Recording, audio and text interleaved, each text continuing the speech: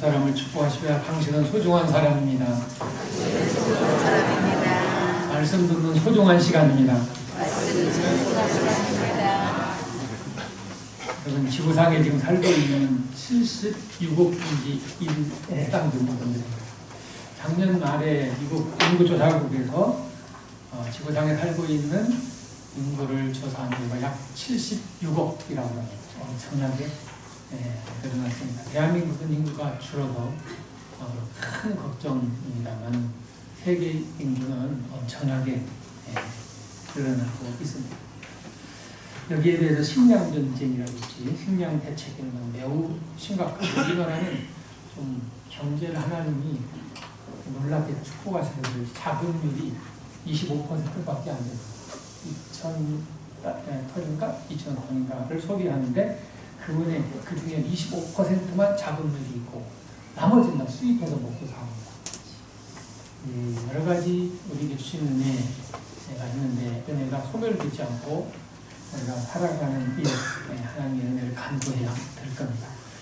이번에 월드컵에 보니까 거기 나온 선수들 하나하나 지구상에 전 세계에서 보인 선수들 그냥 사람이면 다 사람이라고 이렇게 볼 수 있지만 색깔도 다르고 모양도 다르고 손수도 다르고 각각 다릅니다. 피부 색깔도 다르고 목소리도 다르고 눈 모양도 색깔도 다르고 다릅니다. 제주도 좀 다르고 지문을 찍으면 지문도 다르다고 합니다. 옆 사람을 보면 나하고 똑같은 사람 같지만 다 각각 다릅니다. 그런데 한 가지, 이 지구상에 있는 수많은 사람들 중에서, 역사상 아담부터 지금까지 모든 사람을 통틀어서 찾을 수 없는 사람이 있습니다. 그 사람은 어떤 사람입니까? 죄 없는 사람입니다. 죄 없는 사람은 76억 인구 중에 한 사람도 찾을 수가 없습니다. 아름다운 사람을 찾으면 아름다운 사람이 있고, 힘 있는 사람을 찾으면 힘 있는 사람이 있고, 요즘에 영재발굴 보니까 소년 어린 초등학생들이 중학교, 고등학교, 대학 수학까지 파는 이 푸는 영재들도 있고 별의별 사람들이 다 있는데 죄 없는 사람은 하나도 없습니다. 오늘 읽을 말씀이 3장 10절부터인데 10절부터 보면 이렇게 말합니다. 의인은 없나니 영명도 없다. 의인은 없나니 하나도 없다. 깨닫는 사람도 없고 치우쳐 무익하게 되고 목구멍은 집사람들의 열린 무덤이고 혀로는 속이기도 잘하고 입술엔 독사의 독이 있고 저주와 악독이 있고 파멸과 고생이 있을 것이고 하나님 두려워할 줄도 모르고 의인은 없나니 하나도 없다. 죄 없는 사람은 이 세상에 하나도 없습니다. 로마서는 놀랍게도 우리에게 복음, 기쁜 소식의 복음인데 1장부터는 아주 캄캄한 소식을 전합니다. 1장부터 이 3장까지는 아주 인간에게 참혹한 모습입니다. 1장에서는 사람이 얼마나 어두운지, 사람들이 얼마나 악한지, 조물주보다, 창조주보다 피조물을 더 숭배한다고 했습니다. 이거는 부모보다 손주를 할아버지라고 하는 것보다 더 있을 수 없는 일과도 같습니다. 부모나 할아버지는 애들 취급하고 자기 아들이나 손주는 할아버지라고 3대 손이라고 조상이라고 비는 것과도 그보다도 더 있을 수 없는 창조주를 버려버리고 피조물을 하나님이 만드신 동물이나 나무나 세상을 신으로 섬긴다고 했습니다. 거기에다가 1장 29절 보면 짜잘한 죄들이 얼마나 많은지 모릅니다. 불의, 추악, 파묘, 악의, 시기, 살인, 분쟁, 사기, 악독, 수군수군, 비방, 그리고 능욕, 자랑, 우매, 계약, 무적, 자비. 이 모든 사람들은 1장 32절에 보면 사형에 해당된다. 그런데 잘못된 줄 알면서도 다른 사람들이 행하면 그것도 괜찮다. 이렇게 옳다고 살아간다고 했습니다. 이 사람들의 악함이 1장, 2장, 3장에 얼마나 악한지 의인은 없나니 하나도 없어. 죄 없는 사람이 하나도 없는데 조금씩 죄의 색깔만 물만 먹는 게 아닙니다. 깊숙이 아주 진하게 새카맣게 새빨갛게 죄로 완전히 뿌리채 물들어버립니다. 모든 사람들이 그와 같다는 겁니다. 모든 사람들이 다 그래서 1장 30절은 사형에 해당된다. 하나님의 심판, 하나님의 법정에서 영원한 사형, 그것도 없어지는 죽으면 끝나는 사형이 아닙니다. 영원한 형벌의 사형입니다. 네, 성경은 말합니다. 죄의 삭은 무엇이라? 사망이라. 범죄한 사람은 반드시 형벌, 사망. 그 죄의 삭은 사망에 따라서 깊숙이 범죄한 뿌리 깊은 죄를 지은 모든 인간은 다 사형, 영원한 사명, 사망이라는. 이렇게 아무리 쳐다봐도 예쁘기도 하지만 우리 학생들을 보면 똑똑하기도 하고 청명하기도 하고 멋지기도 하고 예쁘기도 하고 하지만 그런데 죄 없는 사람은 한 사람도 찾을 수 없다는 겁니다. 이런 사람들에게 오늘 말씀은 두 가지 은혜를 주시는 그런 말씀이 있습니다. 하나는 이룰 수 없는 거지만 완성되는 건 아니지만 시작을 여는 데 사용되는 건데 구약해 주신 겁니다. 율법입니다.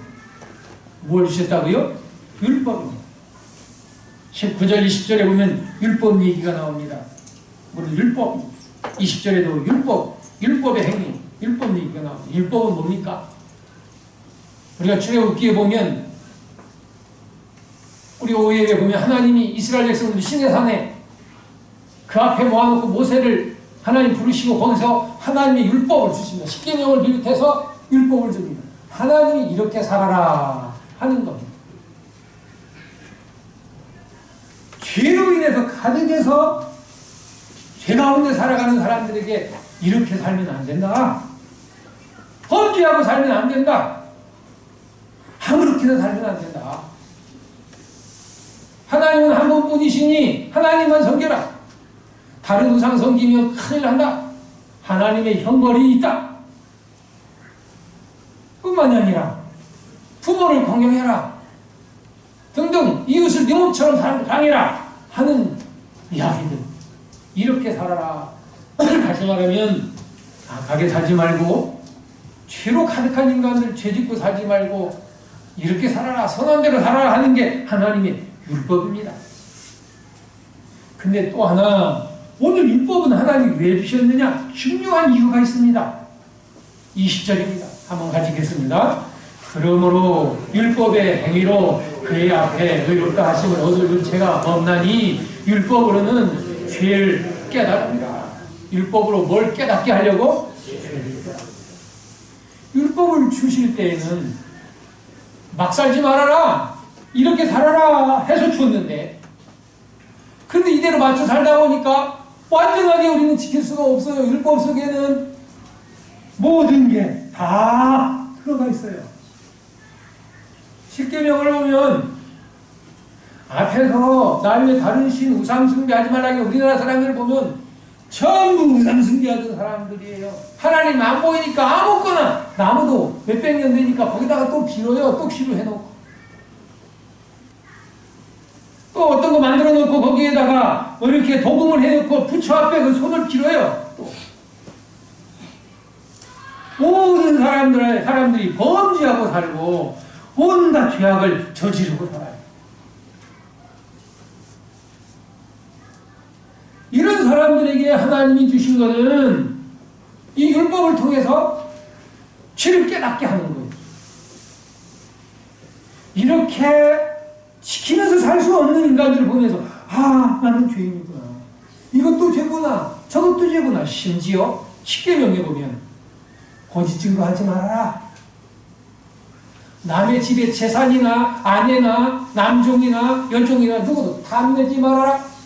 마음에 속속히 있는 걸 보면서 아유 어떻게 내 마음을 그렇게 자기가 죄인임을 깨닫도록 하기 위해서 율법을 주신 것이에요. 율법을 주신 이유는 악한 죄인들에게 그렇게 살지 말고 하나님 원하시는 방법대로 선하게 살아라 하는 것도 가리키거니와 우리 모든 사람들은 너희는 죄인이다. 죄를 깨닫게 하기 위해서 주신 것이에요. 또 하나 주신 목적이 있어요. 그 결과지만 결국 너는 죄인이니까 네가 지금 심판 아래 있다. 형벌 아래 있다 하는 것을 알게 하는 거예요. 이 앞에 여러분 19절 말씀 보면 우리가 알거니와 율법이 말하는 것은 율법 아래 있는 사람들에게 이렇게 말하는 겁니다.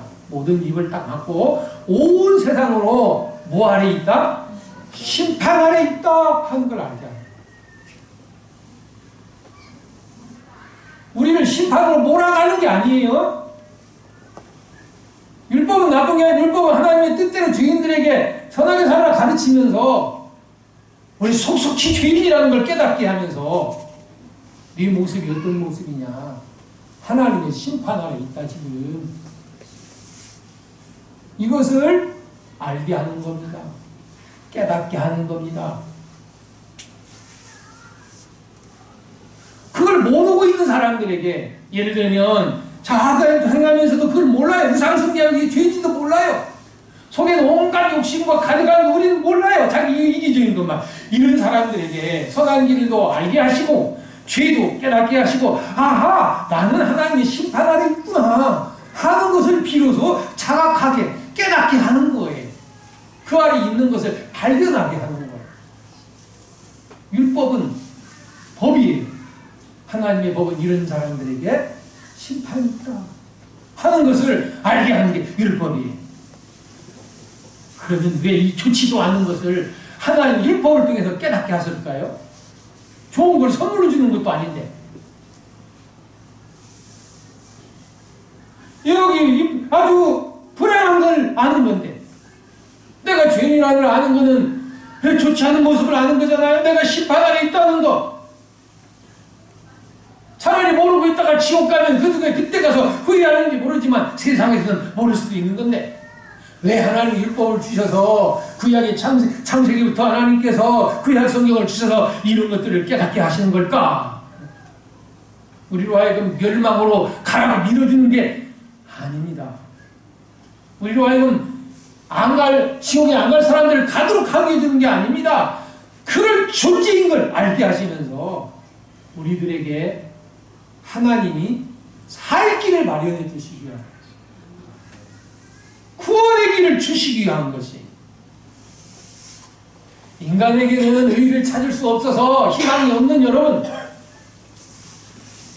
나름대로 인생을 자기 인생대로 자기의 어떤 이 관을 가지고 철학을 가지고 사는 분들이 많이 있어요. 우리 교회들 보면 다 뭔가 철학을 가지고 그래도 나름대로 역할을 하려고 사는 사람분들이 많아요. 훌륭한 분들이.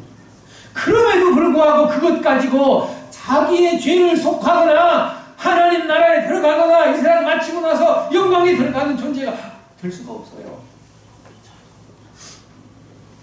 그런 우리에게 하나님이 살 길의 은혜를 주시기 위해서예요.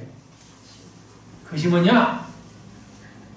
우리에게는 죄밖에 찾을 수밖에 없으니까 우리 죄는 하나님이 가져가시고 우리에게 하나님의 의의를 주시기 위해서요.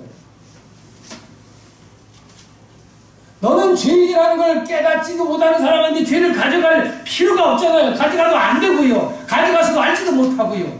나는 죄인이라는 거, 심판 아래 있다는 거 이걸 알게 하시고 심각한 것을 깨닫게 하고 죄를 가져가시고 하나님의 의를 우리한테 주시고자 하는 거예요. 그래서 하나님 우리에게 주시고자 하는 진짜 선물은 율법은 하나님의 선한 길을 그리고 죄를 깨닫게 하고 심판 아래 있다는 걸 알게 한다면 하나님 우리에게 진짜 우리에게 선물로 주시고자 하는 것은 바로 우리 자격으로 얻을 수 없는 하나님의 의롭다 함을 주셔서 구원하시려는 겁니다. 21절 한번 같이 읽겠습니다. 이제는 율법 외에 하나님의 한 의가 나타났으니 율법과 선지자들에게 증거를 받은 것이다. 율법 외에 하나 더 놀라운 걸 주십니다. 그게 뭐냐? 하나님의 뭐? 의. 하나님은 죄가 없으신 의로운 분이십니다. 하나님의 의를 우리한테 주신다는 거예요. 우리 죄는 빼가시고 우리 죄는 가져가시고 하나님의 의를 주시겠다는 겁니다. 이게 딜한다는 겁니다. 놀라운 겁니다. 이게 내가 빚을 어쩌다가 사업하다가 50억을 빚졌는데 저 사람은 재산이 엄청난데 내 빚을 싹 가져가 버리고 나를 저 사람하고 똑같게 해준다는 겁니다. 어찌 이런 일이 있을 수가 있겠습니까? 하나님의 의를 우리한테 주겠다는 겁니다. 사람은 살펴보면 볼수록 선한 율법을 대보면 대볼수록 죄가 발견되고 자꾸 이 병이 드러나는 거예요. 이 죄의 병이 하나씩 자꾸 드러나는 거예요. 몰랐던 거, 깨닫지 못했던 거, 부끄러운 줄 몰랐던 게 막 속속이 막 드러나는 거예요. 그래서 결국 나는 심판이구나. 나는 영원한 형벌이구나. 너는 지옥불에 떨어져야 되는구나. 이런 우리를 깨닫게 하고는 몽땅 이것을 싹 가져가 버리시고 하나님의 의를 가져다 주시겠다는 겁니다. 어떤 사람에게 하나님의 의를 주신다는 건데 가장 오늘 은혜의 주제가 있습니다. 그건 바로 예수 믿는 사람에게, 예수 믿는 자에게 의롭다 라고 하는 파격적인 은혜, 구원의 은혜를 주시겠다는 겁니다.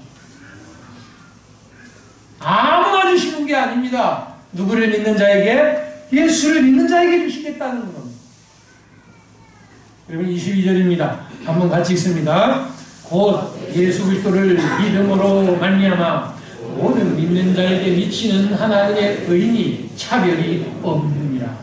누구를 믿는 자마다 예수님을 믿는 믿음으로 말미암아 믿는 사람한테는 하나님의 의를 주는데 죄인이고 심판받을 수밖에 없는 사람의 죄를 통째로 뽑아가시고 전부 옮겨버리고 누군가에게 옮겨버리고 그것도 이제 뒤에 예수님한테 옮겨버리고 그리고 예수님이 그 죄를 싹 뒤집어 쓰시고 예수님이 그 죄를 전부 감당하시고 그리고 하나님의 의, 예수님의 의를 우리에게 주신다는 거예요.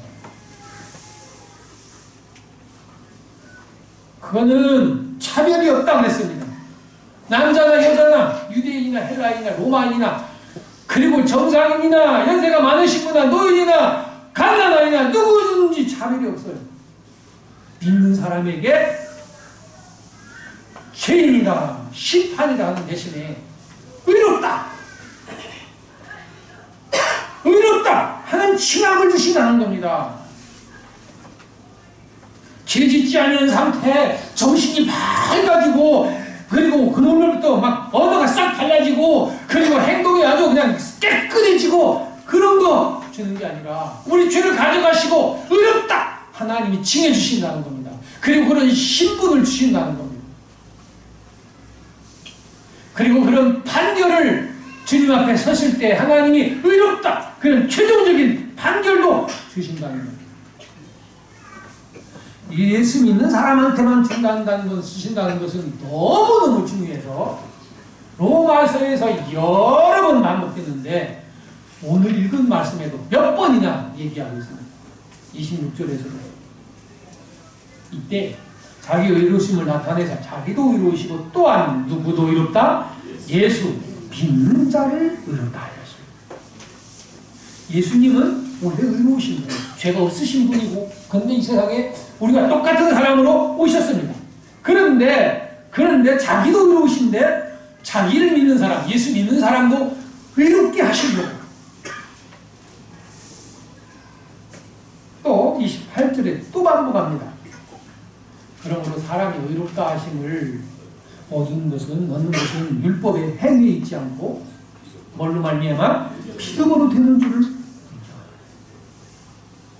여러분이 행동 잘해가지고 오늘 목사가 설교를 해서 맨날 설교를 새벽에도 하고 또 뭐 설교하고 하니까 어떤 사람은 모태신앙이니까 뭐 아니면 어떤 사람은 남을 막 많이 도와줬으니까 그런 행동으로 된 게 아니고 오직 누구를 믿음으로? 예수를 믿음으로 의롭다. 30절에서도 또 얘기합니다. 할례자도 뭘 말미암아 또한 무할례자도 믿음으로 말미암아 뭘 의롭다 하실 분은 하나님 한 분이시다. 믿음으로 의롭다함을 받는 건 너무 중요해서 이렇게 오늘 읽을 말씀도 몇 번이나 계속해서 22절, 26절, 28절, 30절 계속 이야기하는 거예요. 아브라함도 마찬가지다. 아브라함도 구약에 아브라함도 의롭다 하는 하나님이 칭찬했던 게 있는데 4장에서도 또 얘기합니다. 아브라함이 뭘 가지고 의롭다함을 받았느냐? 아브라함이 행위로서 의롭다함을 받았느냐? 4장 2절에서 아니다. 4장 3절에 아브라함이 하나님을 믿음에 그걸 의로 여기셨다. 여러분 믿음으로 의롭게 되는 줄로 믿습니다. 문제는 사람은 다 율법을 통해서 이렇게 살아라. 그걸 비춰보니까 거울을 비춰보니까 얼굴에 그냥 온갖 얼굴이 깨끗하고 세수를 한 것 같지만 현미경을 갖다 들여다보니 얼굴이 좀 색이 우르르. 여러분 손을 이렇게 보면 손바닥에 자기 손이 깨끗한 것 같지만 현미경을 가지고 한번 보시면 색이 그냥 두글두글 합니다. 우리 입안에도 그것도 얼마 안에 세금 몇만 개, 얼마 이상, 그 이상이 좀 이제 위생적으로 좋지 않고 얼마까지는 괜찮아요. 근데 하여튼 색이 우글거려요. 성경의 율법을 보니까 우리는 죄인이고 심판이라는 걸 알게 한 하나님이 예수를 믿는다고 해서 의롭다. 이게 말이 됩니까? 이게? 그래서 어떤 사람은 의롭다는 게 말이 안 된다. 성경에도 보니까 사람이 입으로만 주여 한다고 하나님 나라 가느냐? 하나님 뜻대로 행해야지. 성경을 매우 왜곡하는 주장입니다. 바로 앞에 거짓 선지자들에게 입으로만 주여 한다고 그 하나님 나라 가는 줄 아느냐? 하나님의 뜻대로 행해야지. 거짓 선지자들을 대상으로 하는 말씀을 가지고 하나님 나라는 하나님 뜻대로 행하여야, 물론 거기에 깊은 의미는 하나님의 뜻대로 믿는 것 이런 것까지 포함된다는 넓은 의미지만 행함으로 가는 게 결과입니다. 또는 하나님의 교회 안증이 같은 데서는 새언약이라고 있는데 언약의 피를 흘리는 유월절을 지켜야만 가능하다. 새언약은 유월절을 지키는 게 아니라 새언약 예수님의 피를 믿는 사람에게 효력이 있는 것입니다. 자, 어떤 문제는 죄로 인하여 심판받는 우리를 예수만 믿기만 하면 의롭게 된다는 말이 왜 이게 가능한가요? 왜 하나님이 왜 이렇다고 예수 믿는 사람한테 죄는 가져가고 하나님의 의를, 예수님의 의를 주신다고 하는 건가요? 오늘 말씀에는 두 가지만 여러 가지로 우리에게 입증할 수 있지만 오늘은 두 가지만 우리에게 오늘 말씀을 통해서 깨닫게 하십니다. 하나는 예수님이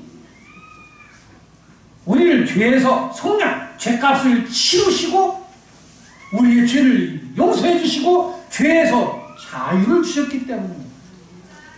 24절 우리 다 같이 읽겠습니다. 24절 그리스도 예수 안에 있는 속량으로 말미암아 하나님의 은혜로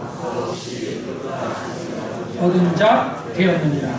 자, 예수 안에 있는 뭘로 말미암아? 속량. 속량이라는 말은 조금 어렵습니다. 이런 뜻입니다.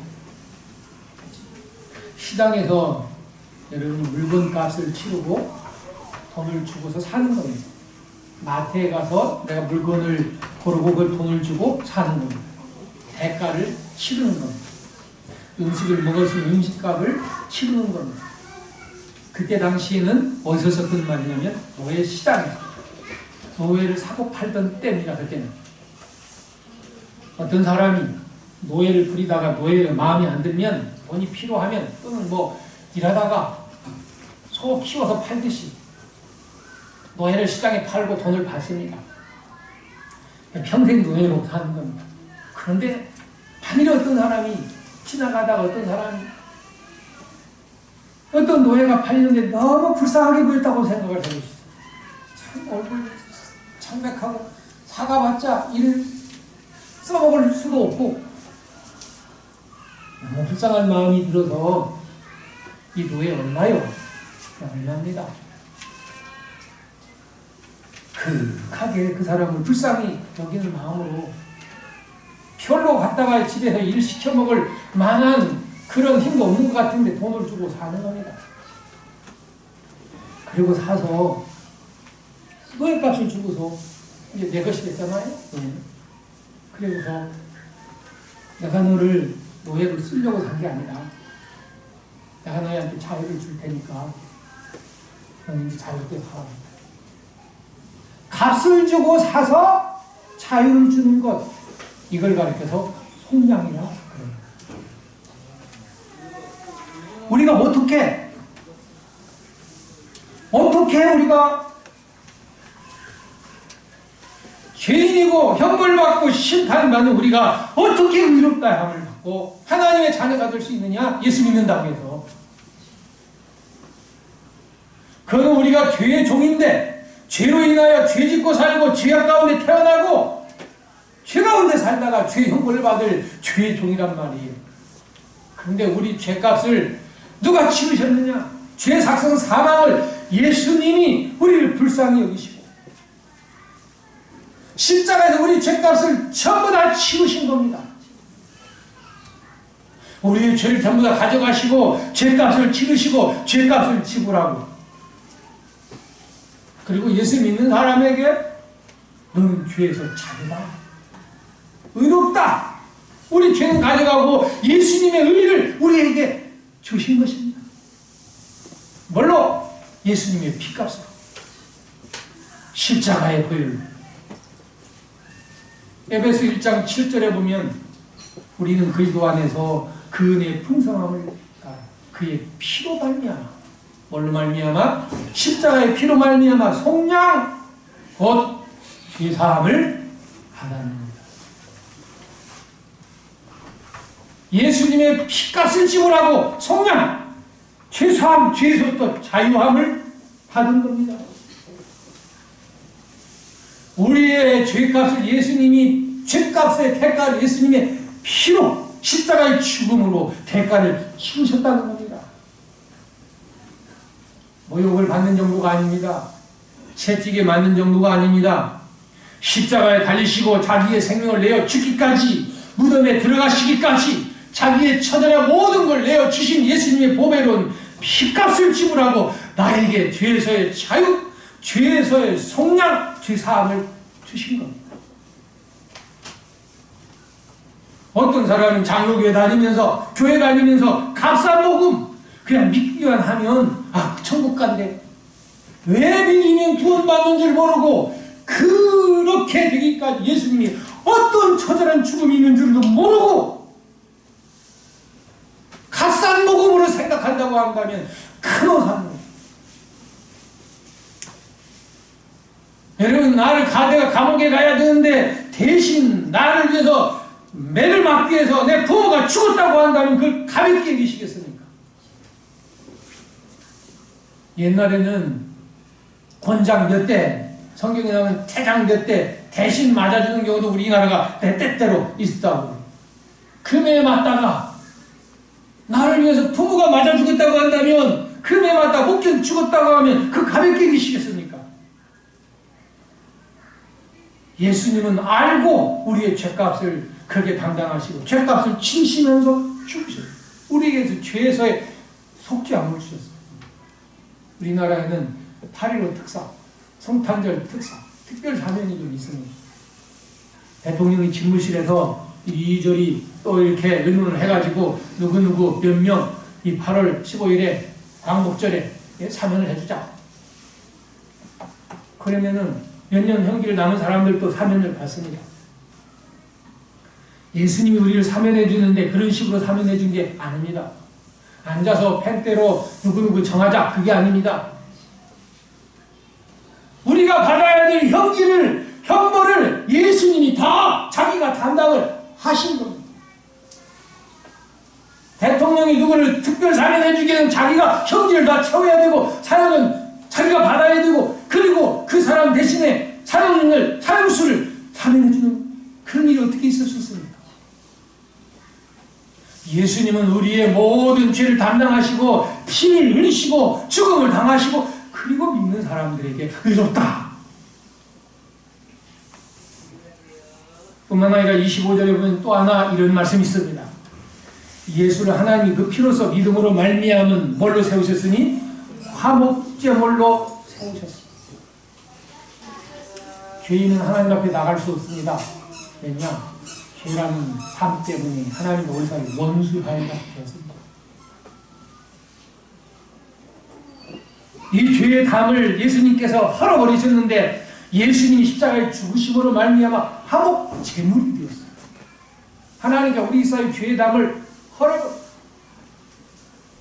그래서 십자가에 죽으실 때 구약의 성전 지성소가 있고 성소가 있는데 그 중간에 휘장이 있어요. 가로막혀 있어요. 제사장이라도 함부로 들어가면 죽어요. 죄인은 함부로 들어갈 수 없어요.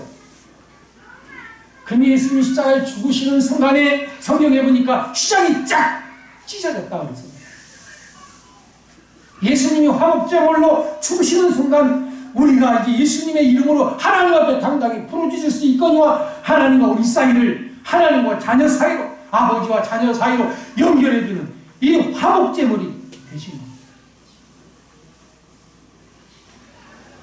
여러분, 저와 여러분이 의롭다함을 받는 건 그런 이루어진 게 아닙니다. 서로 조약을 하고 우리 핵폐기 하자. 우리 경제 지원을 할 테니까 그것도 묶었던 걸 풀 테니까 이런 서약으로 되는 게 아닙니다. 예수님의 피값을 지불하시고 우리에게 우리 죄는 가져가시고 그리고 예수님의 의가 우리에게 온 의롭다. 누구와 함께 하면 예수를 믿는 사람. 이 하나님의 은혜로 우리를 구원하신 은혜인 줄로 믿습니다. 예수 믿는 사람들은 죄사함을 받은 사람들입니다. 다윗은 이런 사람들을 너무너무 신기하고 너무너무 감격해서 이렇게 노래를 했습니다. 4장 6절에 보면 이란 것이 없이 또 하나님께 의로 여김을 받은 사람의 복에 대해서 불법에 사함받고 죄가 가려움받는 사람들은 복이 있다. 주께서 그 죄를 인정하지 않는 사람은 복이 있도다. 그렇게 막 감탄해요.